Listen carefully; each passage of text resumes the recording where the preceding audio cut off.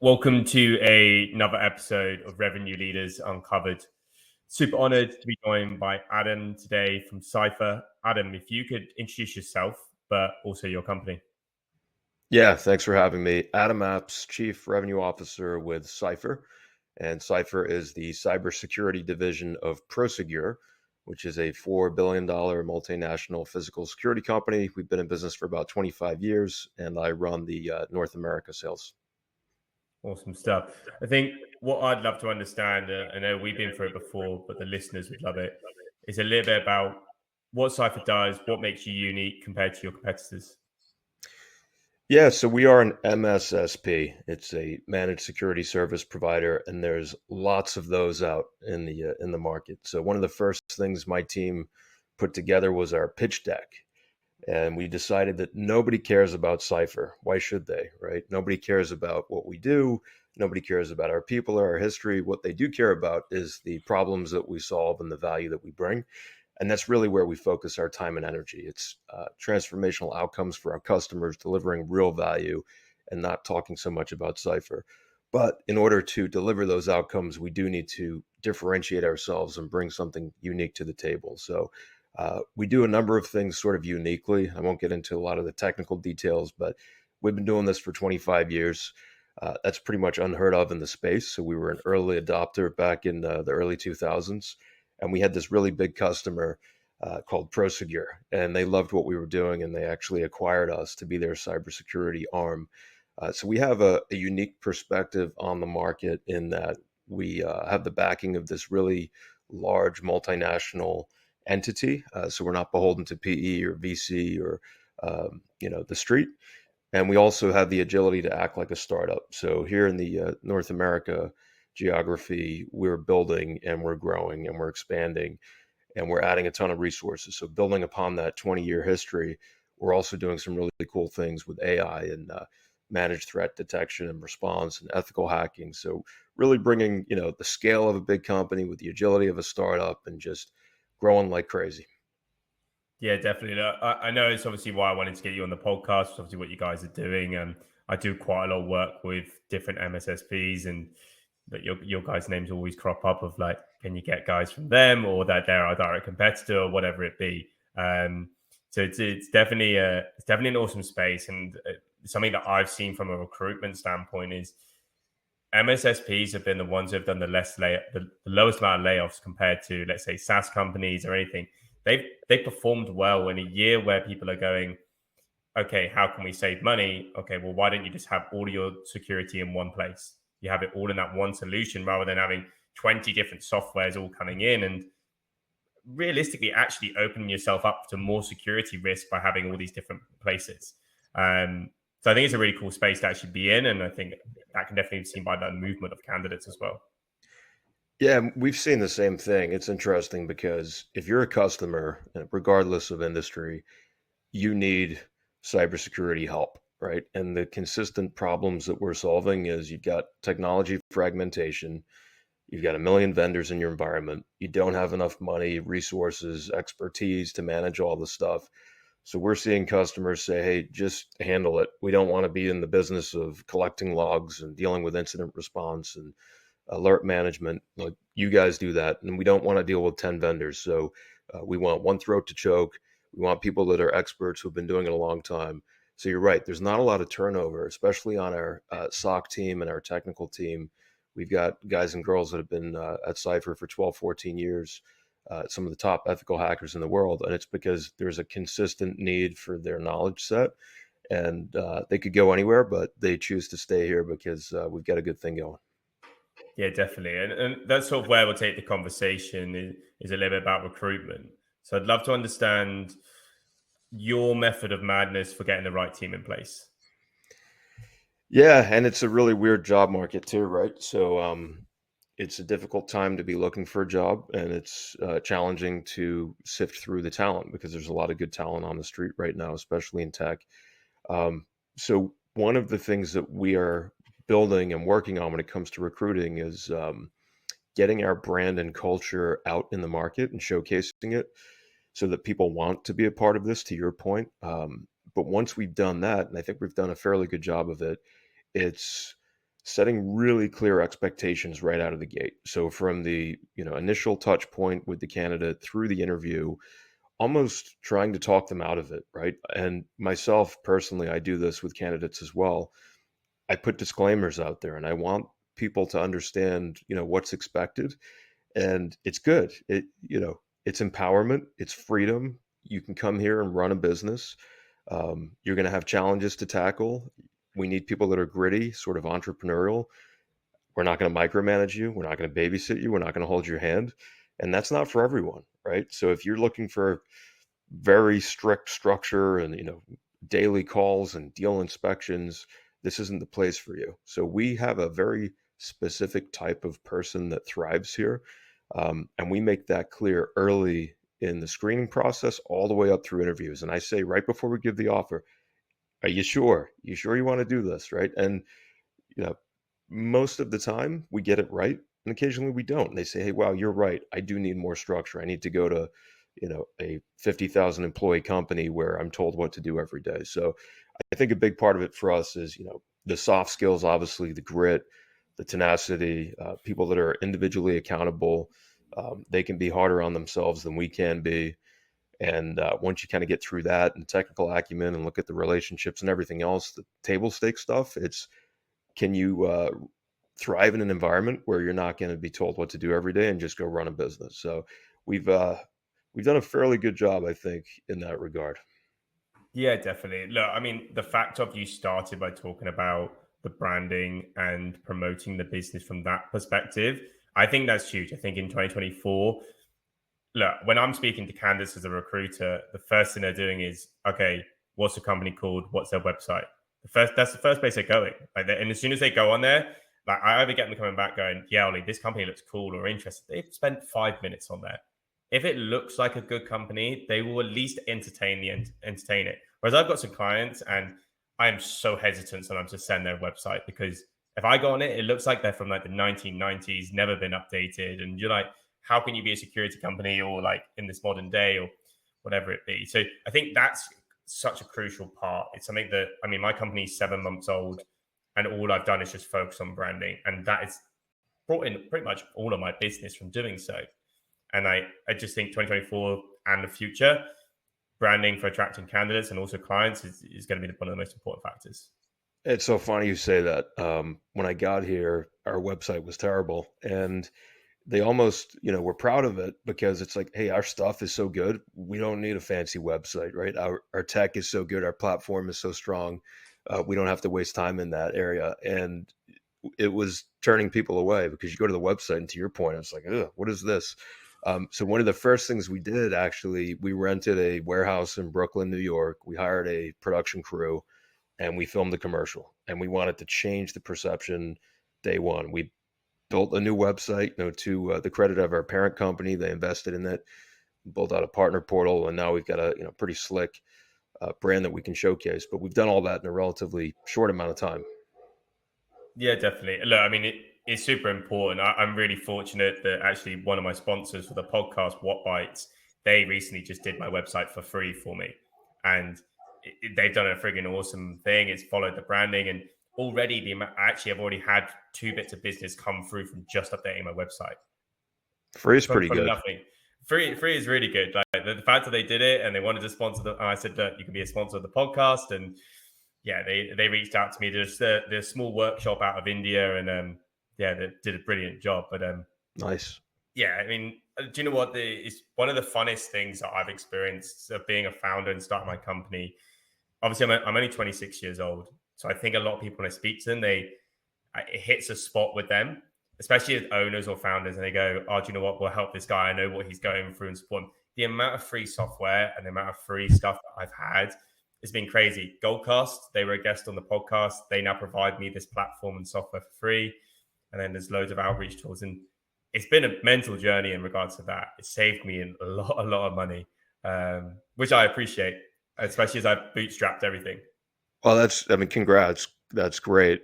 I would say your next problem will be sifting through what you want to say yes to and say no to, right? Because you're going to get a lot of things Yeah. thrown your way, and you're going to have to be selective. But that's a good problem to have. So, congrats.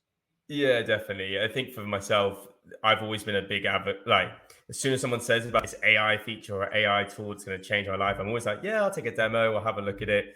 I'm a big sucker for it. So I have to be very hesitant on what I say yes to and what I say no to now. Um, but look, a little bit off track there. I'd love to understand. Obviously, you've gone about getting the right people in place, building a brand. How have you gone about building a culture within Cipher? I know you've come in and it's been around 7 months now. Yeah, culture is, one of these things that gets thrown around, but it is so important. And, you think about what is culture? Well, it's how we interact with each other, it's how we show up, it's how we interact with customers and partners, it's how we feel about each other. Um, the way I've always sort of approached this topic with teams, sales teams, technical teams, marketing, channel, everybody, it's, what is our mutually agreed upon code of ethics? What is our mutually agreed upon mission statement, right? And we build that together day one, right? So when a sales kickoff or a sort of all hands call, we literally build our plan together because once you've got that mutually bought in, co authored mission statement, there's no deviating from that. And what do we want to be known for, right? Now we're all swimming in the same direction. We lay out very clear expectations so everyone knows what's expected. There's never surprises. But then we do the fun stuff. And the fun stuff is like we all wore the same t shirt to sales kickoff, right? We all have the same background on our team's calls. There's things that we do that make us part of a team, and then beyond that, it's showcasing the talents of people on the team and giving people an opportunity to thrive and demonstrate creativity and share best practices. But the culture that we've created at Cipher is one of winning and healthy competition, where if my teammate needs help, I want them to win. I want them to get that deal, and I'll do anything I can. I've got a cool story the other day. We had a rep responding to an RFP, and she had, you know, 3 hours left to get it done, and it wasn't getting done. So I sent a message to everybody on teams in the US. I said, if you're free, please join this bridge and let's help Alicia get this thing done. And it was, almost emotional. Like 40 people hopped on this thing. It's like, how can we help? Let's go. And we divvied up the RFP, and it was probably 20 minutes. Everyone took a thing. We met back on the Zoom. We got it done. So that's the culture. It's not a family. We're a team. We help each other. We win, and we treat each other with kindness and respect, but we do it in a way that makes all of us better. So it's a big, heavy topic. It takes, months, years to really establish that true culture because it comes over time. But initially, that's how we do it. Yeah, definitely. Look, the first thing you said about the unification of the everyone's got the same back screen, I think if you suddenly create this thing of that we're a team, we all identify, we look the same, or not being the same people, everyone's got their own different flair, but it's that identification of that this is a team, this is who we are, we operate as a team, and I think that's great. Like you see quite a few companies that they have lot of these lone wolves, as you could call them, going out by themselves. They're nearly operating under a whole different name with no association to any company.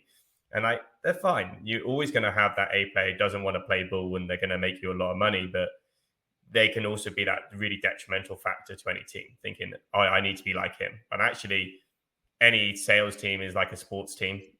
You operate, you wear the same jersey, you wear the same kit, you wear it with pride, you support each other. But let's say we talk about baseball, you could be hitting home runs by yourself, but you're contributing to the team's performance. And I think that's the mentality that's needed.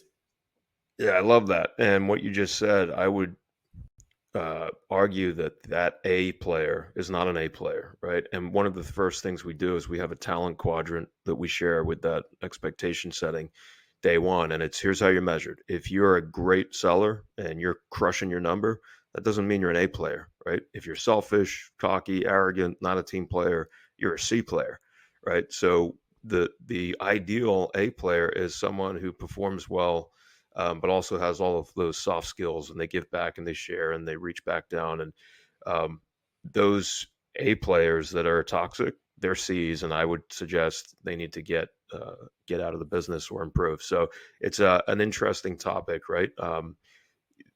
those people get away with a lot because they deliver the results, and I think it's to the detriment of the team, and that needs to be looked at. Yeah, definitely. I mean, if I think back to any of the companies that I've worked in prior to mine, that if the A players were detrimental, and generally they were never, or C players as we're calling them, were never they were never positive for the environment. Yes, okay, they made the founder a lot of money and it looked good, and you couldn't really ever fire them on performance. But if they weren't performing, you'd get rid of them in a heartbeat just because of their personality. And Yep. that's the be all and end all of it. If they suddenly the foot comes off the pedal, you're going to capitalize on that at any moment. Just to go like, we got to get rid of this person. And I wish in certain companies I've been at, they had done that sooner with certain individuals. Like I've been there and I've been a top performer, but I always wanted to have. I always wanted to be a leader. Always wanted to be a coach.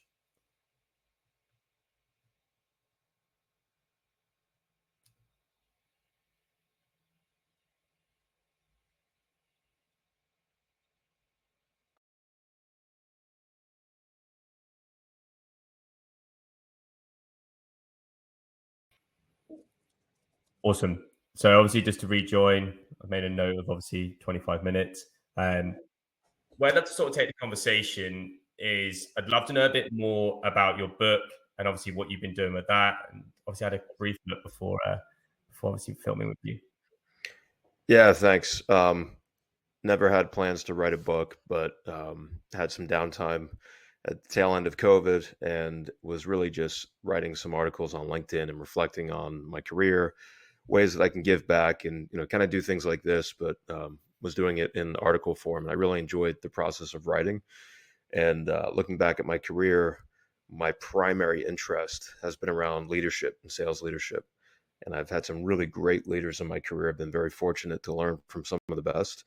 I'm still learning. I'm still getting better. But when I started putting pen to paper, I really started thinking about what makes those great leaders so great. And it's some of the things that you and I just talked about, some of those skills that I've picked up along the way. I've also had some really terrible leaders. So, sort of, tongue in cheek, had some fun with it. The name of the book is Shitty Sales Leaders and How to Not Be One, because I think we've all had some really terrible leaders who just don't understand how to motivate. So, one of my primary motivations for getting into leadership was to be the kind of leader that I always wanted to have as a seller and as an individual contributor. So that was really the motivation for the book. It's opened up a lot of doors and some really interesting conversations. I speak on panels. I do interviews like this. I give out free copies all over the place to people that are interested in it, and certainly, selling copies here and there. We've done an audiobook, but just a really interesting, fun project. So I would say to you or your audience, if you're ever interested in writing a book, just do it. A lot of people have a book in them. You just got to take the time every day to write. So yeah, it's been fun.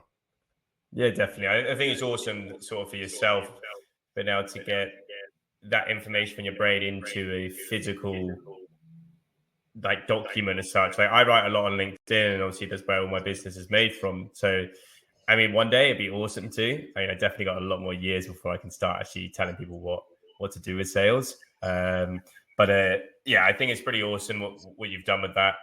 One question I have behind you. What's the writing on the wall? I can only see half of it. I'll move my camera. Yeah. So you can tell I like curse words, but that's what it Yeah, says. yeah, I love that. To be fair, that's an awesome slogan to have on the wall. Yeah, definitely loving the swear words. I mean, definitely to a British person, swear words are brilliant. So obviously, quite like that. Nearly every British person loves to swear in every sentence. Um, but where let's take the conversation is a little bit about leadership. So I'd love to understand your journey, how you've ended up where you are. Yeah. So again, I've had some great leaders and some not so great leaders in my career. And I've been fortunate to learn from some of the best. And as an individual contributor and seller, I made the decision that I didn't want to do that forever and decided to get into leadership. I was fortunate to have a great mentor who kind of took me under his wing and said, "Hey, let's work on your brand. There's some things that you're doing that are holding you back." And he really helped me map out a career plan to um, change my brand, but also find that way to give back into a leadership role. So did that, I don't know, 15 years or so ago, and really honed my approach over the years by again learning from the best and kind of finding my motivation for leadership, which is really to give back and be that leader that I didn't have at times. So it's been fun. I no regrets as I look back on my career. Not that it's over, but as I get older, it really is a rewarding, selfless thing that people can do. It's not easy to be the person that raises their hand and says, "Yeah, let me lead this team and get out of the sort of the ranks." But it's really rewarding. It's usually less money. It's not a lot of glory. It's a lot of headache, but when it's done right, it can be very rewarding. So yeah, for me, sales leadership, finding it starts with finding the right people that will thrive under that kind of empowerment, and that allows me the freedom to run a business with them and really enjoy the process. Yeah, definitely. Look, I mean, I have tons of leaders that come on this podcast. I think we filmed over 70 episodes, and the one recurring factor is they they seem more when someone asks them, "What have you achieved in your career?" They're not talking about what they did with their own numbers, or we hit 200% of our quota last year. It's this guy who I trained 3 years ago. He was an account executive. He's now gone to be a CRO for a top cybersecurity company that's absolutely booming. That for a leader is the satisfaction of that part you played in their life to make someone become a top performer, whatever they do, whether it's an IC or whether it's a leader themselves. Being that mentor, I think there's no better feeling. I'm very fortunate. I've got some really great mentors that support me now.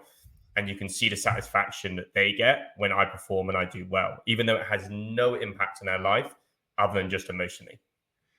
100%. That's exactly why I continue to do this. And when I think about, what makes me the most excited about this, it's that ability to reach back and help people and give them nuggets and advice and guidance that I didn't have and that I wish I had. So, yeah, absolutely. I mean, there are probably 3, 4 times a week where I have someone grab 30 minutes on my calendar, whether they're early in career or if it's, the kid of someone I worked with 20 years ago and they say, "Hey, could you give him or her some advice?" I love that. And that's exactly what it's all about, helping people get better and helping them develop their own lives and their careers. Definitely. Well, look, where I love to sort of get your perspective on now is a little bit about driving revenue and what you guys at Cipher are doing to bring in the new business. Yeah, I mean, it's a complicated question, obviously. I've been at Cipher for about 7 months, and it really did start with that plan. And, step one is building the brand and the awareness and the relevance. But the next phase of that is aligning with strategic partners. And historically, we had a pretty direct sales force, right? It wasn't scalable in order to create the valuation that our investors in the parent company are looking for. We had to scale our business, and we weren't going to get there or do that with only direct selling. So the next step was creating a scalable channel business and identifying areas where we could tap into existing relationships. So one of those is in the MSP world, not MSSP, but MSP. So leveraging OEM technologies, right? So think of, in the security world, the SIMs, the Elastic, SentinelOne, Logarithm. There's a lot of them, right? Taking those OEM products and tech stack, taking that to market with an MSP, and tapping into their existing customers, right? So if we sign on one MSP and they have 700 customers, we now have 700 customers. Their customers become our customers. We're scaling, we're adding value to their offering. We are extracting the insights and the value from those OEM techs. So they're happy with us, the customer's happy, the MSP's happy, and we're happy. So, that was phase two. Interesting though, right? In order to do those channels and to turn on those new streams, you have to do things sort of in order, right? So you need a partner portal, you need MSPs, need agreements and NDAs and MSAs and all these things to do business. So it's not as easy as flipping a switch and you're up and running. But we laid that groundwork. We did it in the right order. It's easy to get distracted with shiny objects when you're building quickly like that. So we had a plan. We stuck with it. We knew sequentially what needed to happen. We tried to avoid the shiny object syndrome and not get sucked into a 1 month side project. And we've done a nice job. So right now, as we sit here, we've gone from no channel to the most pipeline we've ever had. We've grown our business almost 200% in the first half of the year. We have inked paperwork documents with tons of new customers, but also more importantly, new key partnerships and strategic vendors that are getting us access into these new accounts. Yeah, definitely. Look, I mean, obviously, in the cybersecurity world, if you aren't selling down the channel, you're going to be struggling. I think it's obviously such an important thing. Obviously, getting that new website in place with that vendor portal has obviously been a crucial factor for you guys. Um, Look, I mean, 2024, 2023 was obviously a super hard year for anyone in sales. Um, I think what you guys are doing obviously awesome. I think the plans you've got in place and the processes definitely aligned with what companies need to be doing. And there's quite a few companies I speak to that still are not just focusing on, we just got to sell in the direct. But I mean, what I've seen as a recruiter is a massive push on the customer success side of that. As long as you've got the customers, but actually the cheapest way to generate more revenue is to sell more to your current clients. The cost of bringing in a new client is extortionate. I don't know what you've seen with that. No, definitely. And it's interesting, from my perspective with Cipher, they've been doing this for 24 years direct because our customers love what we do and they're very happy, right? So you can run a business forever with a handful of, high touch, white glove, bespoke customer engagements where they're very, very happy. So part of our trick is maintaining that high touch level of, customer experience while we scale and grow. Um, but to your point, going wider and deeper with those existing accounts, reference selling, has led us now to a phase in our journey where we're looking at segmenting based on vertical. Like, where have we had tremendous success? How do we expand upon that? And how do we make this, outreach as warm as possible to reduce the cost of sale, whether it's the SDR team or the directors or the reps. And we do that through existing customers because it is the cheapest, most cost effective way to scale your business. But it's also, look from a reference selling standpoint, that's how people buy. We're just dipping our toe into the MPS world and the, consultant world and getting, certified with our customer sat scores because we do a really nice job there. But yeah, the acquisition cost, it's, debatable, but 3, 5, 10x to go get a brand new customer as compared to nurturing your existing clients. So we absolutely see the same thing. Awesome stuff. Well, look, where I'd love to the last part of the leadership section is understand when you're looking for a leader, sort of what characteristics are you looking for, and then what do you think is crucial? Yeah, it kind of goes back to what we talked about, and it's those A players, right? So once you've laid out the very clear expectation with the team, we're all starting from scratch, and here's what's expected of you. Here's how we're all measured, myself included, right? I have no ego. I'll do whatever needs to be done, and I expect the same of my team. And that's one of the things I tell them day one. It's I expect no more from you than I expect from myself. Excuse me. So humility, self-awareness, all of that soft stuff, right? So assuming we have that, then the natural leaders will emerge very quickly, and it's the ones that are taking on more responsibility than they have to. They're doing things above and beyond what's expected of them. They're giving back to the team. They're leading, initiatives or whatever it is.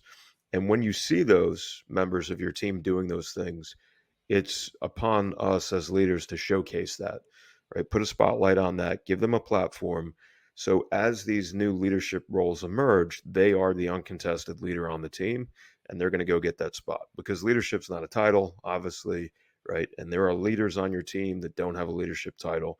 So it's pretty apparent who those people are. It's our job to showcase it and really highlight what they're doing so the rest of the team sees them as the next logical, uncontested leader, right? And that's how you build the team. And then you've got a team under them and you've got everyone again aligned with the same value system. Yeah, definitely. Look, I mean, it's the most solid advice, and it's advice that I give to. So, I mean, my girlfriend, for example, when she works in recruitment as well, she always wanted to be a leader. She's going to be a brilliant manager one day. I think it's just the characteristics she has. I said, look, the quickest way for you to get there is for any opportunity there is to show your leadership ability, no matter how small or how big the task is of supporting, whether it's a buddy program or whatever it be, you take that opportunity because that is the quickest way. If you can show to your manager or your leader at the time that you have those traits, as you just said, no one's going to contest when you get promoted into that position, or that opportunity is going to come your way. They're going to go, yeah, fair enough. She's already been doing that role already. I think that's the biggest compliment you can ever get from an employee is like, yeah, mate, look, you deserved it. You were already doing that role anyway. Cool. You were already acting as if, and I think that's the biggest thing. 100%. If you want to be a leader, start leading. Don't wait. Just do it. Yeah, 100%. And there's always people looking for help. I always found that even if they were experienced or unexperienced when I was working with them, that if you are willing to, the best salespeople will take advice from anyone because they know that the best advice can come from anyone. Like you can be 2 weeks into the job and notice something that someone who's been there for 10 years may have not noticed. And I think that's, as a leader myself, I've always been someone that has been open to any idea coming from anyone. It could be someone from outside the recruitment industry giving me advice. They may see something that I don't, or maybe I've been so narrow-minded, or I'm a creature of habit. So sometimes I don't see things, and someone will. So I think you just have to be open to ideas from everywhere. Yeah, it's great advice. I mean, one thing I would tell sales reps that want to get into leadership, if you don't see those immediate opportunities, you need to create your own opportunities. And an easy way to do that is schedule a 30-minute block of time on the calendar for your team or your new teammates or whoever, and just say, hey, I've seen a few things. I've been doing this a while. If you want to join this bridge, 30 minutes office hours, I'm here to help you. Anything, bring me, if you got a competitive situation you want to run by me or you want to share ideas, like you're being a leader. You don't need to wait to do that. You could do it tomorrow. Yeah, definitely. Super solid advice. Well, look, where I'd love to take the conversation into the final section, which is a bit about work-life balance. I'd love to understand what you've done to find some balance in your life. If you have any, I mean, I personally don't, but if you have any advice, that'd be good. Yeah, it's something early in my career I really struggled with, especially as you're trying to prove yourself, right? I mean, it's a very competitive world out there, and you struggle to stand out and make a mark and make an impact. So early for, I don't know, the first 10 years or so of my career, didn't take vacation, first in the office, worked late, barely saw my kid. And then it hit me one day. I think my son was probably 4 or 5 years old, and he said, "Daddy, you don't smile anymore." I was so intense, so focused on work, and it had consumed me. That was a wake up call for me. So ever since that moment, I've tried to find that balance. It's definitely not easy, especially as a leader, because you want to be there for your team at all times. But one thing I'll tell people is, we have PTO, so use it. And that doesn't mean, sit on the beach with your laptop and post pictures of how hard you work on LinkedIn. That's not PTO. Take PTO, unplug, put your phone in a drawer, make sure you have coverage and someone who can back you up so you can actually enjoy it. And then also, even throughout the day, like if your day is packed, if you need to wake up an hour earlier to go for a run or do something you're into, set your alarm, make it happen, and schedule time, right? I know for me, if it's not on my calendar, it's not happening. So I try to block an hour every day for myself, whether it's, meditate, run, spend time with my family, whatever it is. It's not easy, and I have not figured it out, but it's so important to your mental health, right? There's more to life than work. Yeah, definitely. It's something that I haven't had an extensively long career so far because obviously only 26. But the first company I worked at was a cold calling drive, just mental house basically. And I loved it. I'm not someone who shies away from work. I love working 12, 14 hours. If I'm not doing it, then I feel a bit weird. But like that place destroyed me as a human. I left that place a shell of a person that I went into it as a confident, slightly arrogant person within a good level, to being someone that was having panic attacks twice a week, not being able to go out in social environments, but I could do my job. And as long as I was doing work, I didn't ever feel anxious. So that was my only. So I thought I needed to work more. Very weird scenario of that was a corporate company, and so then moved to a startup world and realized that was they taught me about balance. They taught me about, okay, you can work smarter, not harder, and we can do all these things. And actually, people say there's less processes, but actually working more one to one with someone really allowed me to sort of hone in on my skills and develop as a person. And I'm not saying startups for everyone because it's fast paced, it's constant change. That company went bankrupt, so there was all of the emotions that went with it. but it definitely taught me a lesson about looking after myself and actually dedicating some time, at least in a day, to make sure. Like I didn't go to the gym, I didn't do any things I liked, I didn't play any sport. I now do all of those things, which is nice. Yeah, it's really interesting to see people operate under that constant fear and anxiety. And what you see in the workplace, to your point, is they feel like they need to be constantly busy to justify themselves. And if they're not, they feel bad, like they're not doing enough. Um, and we talk about this with the team today, my team, where I would rather you just take the day off than be busy with nonsense, right? So don't waste the day doing a 8-hour sales enablement for a vendor we're never going to work with, just because you want to feel busy. That's busy work, and it's a waste of your time. And there's more impactful things you could be doing. So at that point, yeah, go clear your head, go take a walk, take the day, do what you got to do, because operating under that constant fear and anxiety, like stress, is the silent killer, and it'll get you right. So it's important again as leaders that we give the team the freedom and the permission to take time for themselves. And it's not easy to do as we get wrapped up in the daily, weekly, quarterly grind in sales, but you got to do it. Yeah, definitely. You have to look after yourself. I mean, it's something that even after leaving there, it went away very quickly, but it's something that I've had to fight with over the last sort of 2 years to keep under control. As you said about there, nearly that guilty feeling of not working or keeping myself busy, it's still something that I have to remind myself. Or my girlfriend goes, "Ollie, do you need to be working right now? Have you done it? Have you done everything that you could have done in the day?" And I go, yeah, probably. I probably could put the laptop down now that we've done X and Z. And obviously, it's different now. I'm building a company, but I do still have to be conscious of not overworking, making myself ill. My mum finds it funny. She'll go, "You look like crap." I go, "Yeah." She's like, "You'll have tonsillitis next week." I go, "I'll be fine." I carry on working. Next week, I've got tonsillitis and I'm bedbound for 3 days. She knows me better than anyone. She just got to go on FaceTime with me and she goes, "Yeah, you look like a piece of shit." I'm like, "Yeah, fine." I could probably agree with her, to be honest. Mama Um, knows best. That's right. uh, they definitely do. But look, I have one final question for you. I ask everyone at the end of the podcast, and it's not something I put on this put on the question list.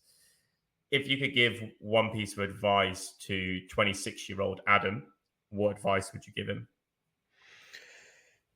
Yeah. I would tell him to trust in the process and be yourself.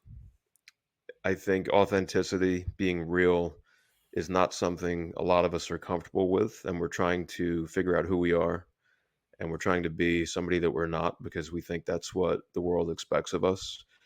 Um, it's taken many years to get comfortable in my skin, and not that when you get older you say I don't give a shit and take it or leave it, but I wish I had more of that in my younger days instead of trying to play a role. And there is an element of, act as if and you will be, and that's good, right? Fake it till you make it, whatever you want to call it. But ultimately, if you're constantly trying to be somebody that you're not, it's a very uncomfortable way to go about your day. And I think authenticity comes through, whether it's like you just talking about your anxiety, like that's real. You're not putting on an act, you're just being a human. And whether you're interviewing, selling, buying, leading, that authenticity will come through. So even now, like if I'm talking to my team, I'll tell them something personal that's going on in my life that's, impacting me. And I'm dealing with something right now. And I was just telling the team about it. It builds trust and it builds a community. And that's very important. So there's a million things I could have done differently in my 20s, but that's a big one that would have made a big difference. Yeah, definitely. I love you brought that up because literally a mantra I when I started this company was I wanted to be authentic, I wanted to be transparent. They were the two things that I felt that every company I've worked at, they've always tried to make you shy away from. And I can tell you now, just by being authentic and transparent with clients, the amount of trust and buy-in that I've received from them has been huge. Just being open with them of that okay, what you're saying isn't right. Or I'm not someone who ever shies away from telling someone, even if they've got 30 years of sales, that doesn't make sense. I'm having this conversation at the moment with a client just saying, like, your recruitment strategy just does not make sense for what you're looking for. and they've appreciated it. And now we're on the right path that is going to be successful for them. But I think just that authenticity side, I think it's what's got me through my career and allowed me to be quite successful of just being me, and people buy into that. I'm a big believer, and a lot of people will say differently, but people buy from people, especially when it comes down to recruitment. I don't have these magical candidates that no one else can find. The only thing difference you've got is you've got me and you, and that we have a good relationship. That's why you work with a recruiter. That is everything in life comes down to that. It's people working with people, whether you're selling or whatever your job is.